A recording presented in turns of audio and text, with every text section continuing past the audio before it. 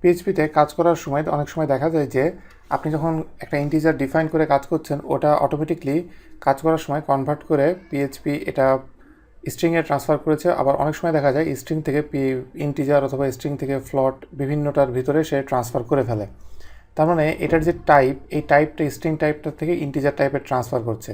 এই যে টাইপটাকে সে automatically transfer করছে পিএইচপি, এটাকে বলা হচ্ছে টাইপ জাগলিং। আর এই যে এটার টাইপটা যে সে ট্রান্সফার করছে পিএসপি, আমি যদি পিএসপিকে ট্রান্সফার করতে না দিয়ে আমি নিজে যদি সরাসরি এটাকে কন্ট্রোল করি, দ্যাট মিনস এটার টাইপ ইন্টিজার আছে, ইন্টিজার টাইপটাকে আমি এখান থেকে ইন্টিজার টাইপ থেকে আমি ট্রান্সফার করে এটাকে আমি স্ট্রিং টাইপে নিয়ে গেলাম। এটা আমি নিজের থেকে যদি ট্রান্সফার করি এবং নিজে নিজে কন্ট্রোল করি, সেটাকে বলা হয় টাইপ কাস্টিং। তবে টাইপ জাগলিংয়ের উপরে পুরোপুরি ডিপেন্ড করা উচিত না, কিছু কিছু ক্ষেত্রে ঠিক আছে। আর টাইপ কাস্টিং এই জন্য করাটা অনেক বেশি ইম্পর্ট্যান্ট। তো এখানে টাইপ জাগলিংয়ের ক্ষেত্রে আমি আপনাদেরকে কিছু উদাহরণ দিয়ে আমি দেখাবো যে টাইপ জাগলিং কীভাবে হয় এবং পিএসপি এটাকে অটোমেটিকলি কীভাবে কনভার্ট করে।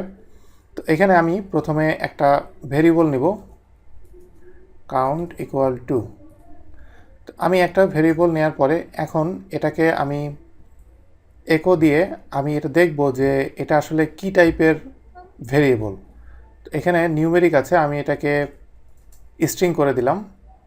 এখন আমি এটা কি টাইপের, এটা টাইপটা কি সেটা যদি আমি দেখতে চাই, সেক্ষেত্রে আমাকে গেট টাইপ একটা এখানে ফাংশন আছে, সেইটা দিয়ে আমি এটা দেখতে পারবো।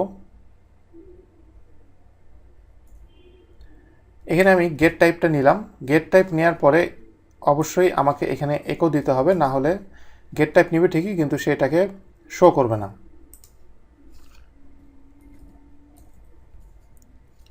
তো এটাকে আমি সেভ করলাম। সেভ করে আমি ডান দিকে যদি আমি রিফ্রেশ দিই, তাহলে এখানে দেখা যাচ্ছে যে এইটার টাইপটাকে সে স্ট্রিং দেখাচ্ছে। তো এখান থেকে বোঝা যাচ্ছে যে আমি এখানে দেখতেই পাচ্ছি এটা স্ট্রিং, তো এখান থেকেও সেটা সেই স্ট্রিং দেখাবে, এটাই স্বাভাবিক। এটা যদি স্ট্রিং দেখায় তাহলে আমার কোনো সমস্যা নাই, কিন্তু নেক্সট সে যে কাজটা করবে সেটা হলো আমার জন্য একটু সমস্যা। এখানে আমি এটার জন্যে এই কাউন্ট যেটা আছে এটার ভ্যালুটা আমি চেঞ্জ করব।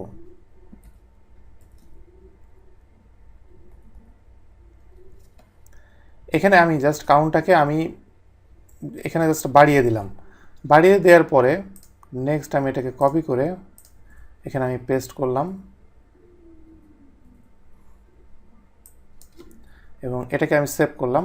করার পরে এখন আমি এটাকে যদি রিফ্রেশ দিই, তাহলে এখানে টাইপ নেক্সট টাইপটা সে এখানে ইন্টিজার দেখাচ্ছে। তো নেক্সট টাইপটা সে ইন্টিজার দেখাচ্ছে, এটার কারণটা কি? আমি এখানে এটা নিচে নিচে চলে আসার জন্য বিআরটা একটা অ্যাড করলাম। এটার কারণ হলো এটার কাউন্টের ভিতরে যে ভেরিয়েবলের যে ভ্যালুটা আছে সে স্ট্রিং। স্ট্রিংটা যদিও স্ট্রিং, কিন্তু সে এটার সাথে এটাকে সে যোগ করছে। যোগ করার পরে একটা ভ্যালু সে পাচ্ছে এবং সেই ভ্যালুটা 5, এবং সে অটোমেটিকলি এটাকে ট্রান্সফার করে ইন্টিজারে ট্রান্সফার করে ফেলছে, যেটা পিএইচপি অটোমেটিকলি করে। ইভেন আমি যদি এখানে 2 এর জায়গায় 2 টাইপস আমি লিখি এবং এখানে আমি যদি রিফ্রেশ দিই, তাও দেখবেন সে এটাকে ইন্টিজারে ট্রান্সফার করেছে, কারণ সে এখানে এই প্রথম যে ভ্যালুটা 2 দেখতে পাচ্ছেন এইটার সাথে এই 3 সাথে যোগ করে এটা 5 করে সে এটাকে ইন্টিজার করে ফেলছে। এটা আপনাকে অবশ্যই খেয়াল রাখতে হবে যে কোন জায়গায় টাইপ জাগলিংয়ের ক্ষেত্রে কোন জায়গায় আপনি পিএইচপিকে অ্যালাউ করবেন চেঞ্জ করার জন্য এবং কোন জায়গায় আপনি পিএইচপিকে অ্যালাউ করবেন না। যেমন আমি এখানে আরেকটা ভেরিয়েবল আমি নিচ্ছি। এই ভেরিয়েবলের ভিতরে আমি এই যেই ভ্যালুটা আমি পেয়েছি কাউন্ট, যেটা এই মুহূর্তে ইন্টিজার হিসেবে আছে, এটা নেওয়ার পরে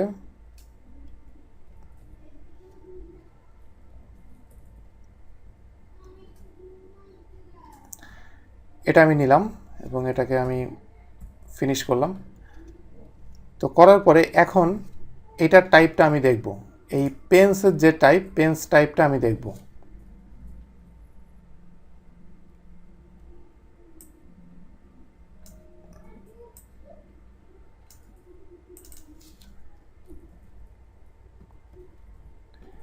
তো এখানে আমি কি করলাম, এখানে প্রথম পার্টটুকু স্ট্রিং আছে, মাঝখানের এটা যেটা দেখতে পাচ্ছেন এটা হলো একটা ইন্টিজার এবং লাস্টের পার্টটুকু হলো আবার এখানে ইন্টিজার থেকে এখানে স্ট্রিং আছে। তো দুইটা স্ট্রিংয়ের সাথে এটাকে আমি পরপর আমি এইভাবে যদি অ্যাড করে দিতে চাই, এভাবে ডট দিয়ে অ্যাড করতে হয়, সেটা আমি অ্যাড করলাম। করার পরে এখন আমি দেখব এই যে পেন যেটা দেখতে পাচ্ছেন সেটা কি টাইপের, সেটা আমি এখান থেকে দেখব। তো আমি এটাকে সেভ করলাম। সেভ করার পরে এখানে আপনারা দেখতে পাচ্ছেন যে এই পেন যেটা, সেটাকে এখানে দেখা যাচ্ছে যে স্ট্রিং সে আমাকে শো করছে।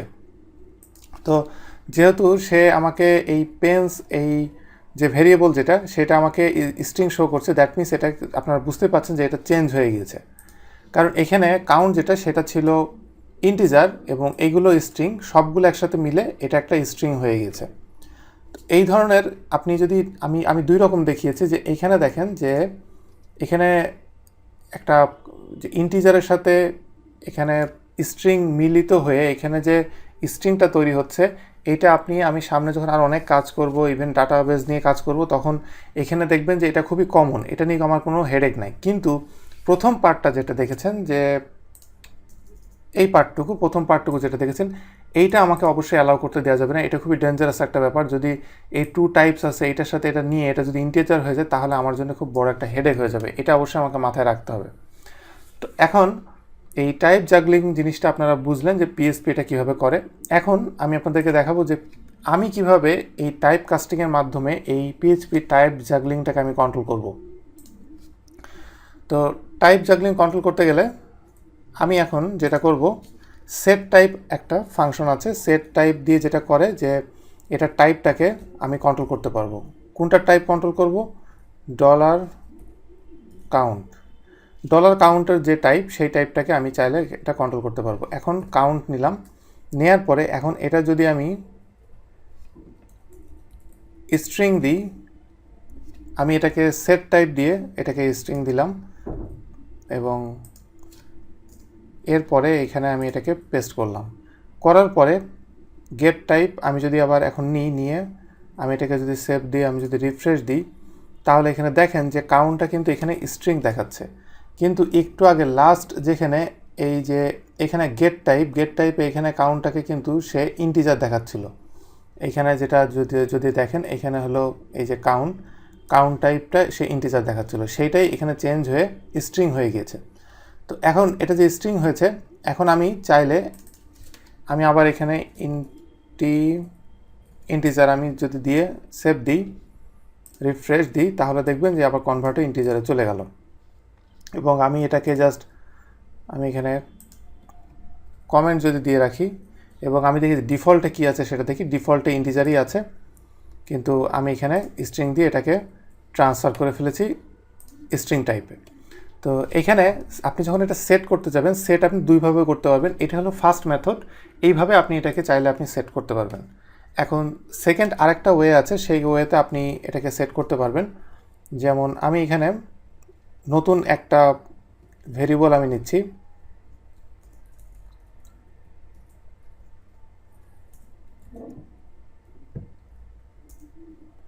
নতুন ভেরিয়েবল যেটা নিব সেটা হলো count2 নিলাম, এবং এটার ভ্যালু আমি দিব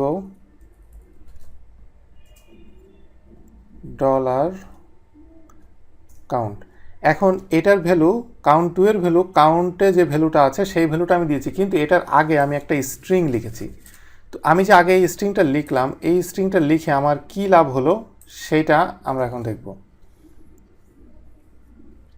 তো এখানে এখন আমি count2 এর জন্য গেট টাইপটা আমি চেক করব যে কি অবস্থা। আমি এখন যদি রিফ্রেশ দিই, তাহলে এখানে যেটা দেখা যাচ্ছে যে এটাকে সে স্ট্রিং সে শো করছে। তো আমি প্রথমবার আমি সেট টাইপে যাওয়ার পরে সেটাকে সে স্ট্রিং শো করলো, এবং count2 যেটা, count2টাকেও সে স্ট্রিং টাইপ সে এখানে শো করছে। তো স্ট্রিং টাইপের জায়গায় যে যদিও এটা কাউন্টটা অলরেডি স্ট্রিং আছে, তো আমি স্ট্রিং না যে ইন্টিজার দিয়ে দেখি, ইন্টিজার দিয়ে কাজ হয় কিনা। এটাকে আমি সেভ করলাম, এখানে দেখা যাচ্ছে যে এটা চেঞ্জ হয়ে গেল। তাহলে যেটা দাঁড়ালো যে সেট টাইপে আমি কাউন্টটা ইন্টিজার ছিল, এটাকে আমি চেঞ্জ করে স্ট্রিং করে দিলাম, দ্যাট মিনস গেট টাইপে যে আমি দেখতে পাচ্ছি কাউন্টটা ট্রান্সফার হচ্ছে। ওকে, নেক্সট count2টাকে আমি যদি চেঞ্জ করতে চাই, এবং count2টা এখানে ডিফল্ট ইন্টিজারই হবে, কারণ উপরে আমি এটাকে কাউন্টকে আমি ইন্টিজার না, ডিফল্টে স্ট্রিং হবে, কারণ কাউন্টটা এখানে আমি স্ট্রিং করে দিয়েছি। তো count2টা যেহেতু স্ট্রিং হবে, আমি এটাকে চেঞ্জ করে ইন্টিজার করলাম, করার পর আমি এখানে দেখতে পাচ্ছি আউটপুট যেটা ইন্টিজারে ট্রান্সফার হচ্ছে। কিন্তু আসলে এখানে কিন্তু এই যে দুইটা মেথড আপনারা দেখলেন, ফার্স্ট মেথড এবং সেকেন্ড মেথড, দুইটা মেথডে আপনি করতে পারবেন, কিন্তু দুইটা মেথডের ভিতরে একটু ডিফারেন্স আছে। প্রথম যেটা দেখতে পাচ্ছেন এটা হলো পার্মানেন্ট, এটা সে পার্মানেন্টলি টাইপটা চেঞ্জ করে, এটা কিন্তু পার্মানেন্টলি চেঞ্জ করে না। তো এখন এটা যে পার্মানেন্টলি চেঞ্জ করে না সেটা আমি আপনাদেরকে একটা ছোট্ট একটা উদাহরণের মাধ্যমে আমি আপনাদেরকে দেখাচ্ছি।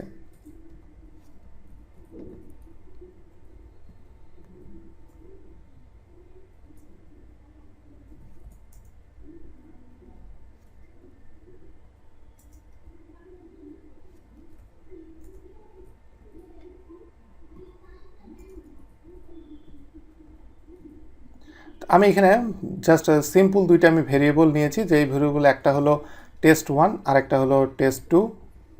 এখন এই দুইটার জন্য আমি সেট টাইপ দিয়ে আমি এটাকে চেঞ্জ করব। যেমন প্রথম এটা আমি নিব,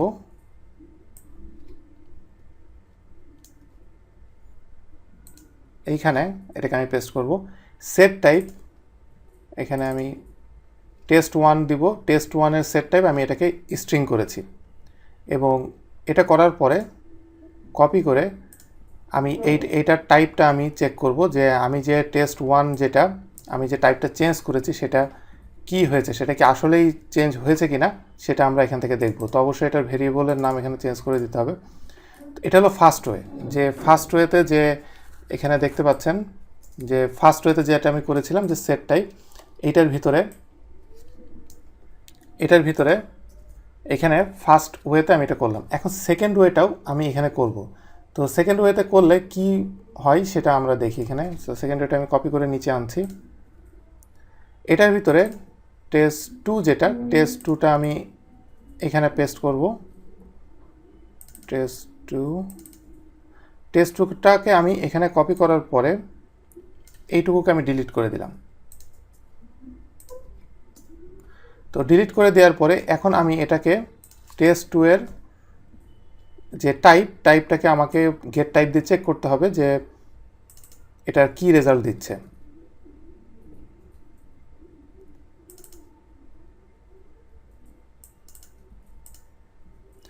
তো এখন যেটা করলাম যে এই এতটুকুর ভিতরে দুইটা আমি test1 test2 নিলাম, এবং এই প্রথমটাকে আমি এই যে আমি যেটা বলেছিলাম আপনাদেরকে যে সেট টাইপ দিয়ে এটাকে পার্মানেন্টলি সেট করা যায় বা কনভার্ট করা যায়, কিন্তু এইটা দিয়ে পার্মানেন্টলি করা যায় না।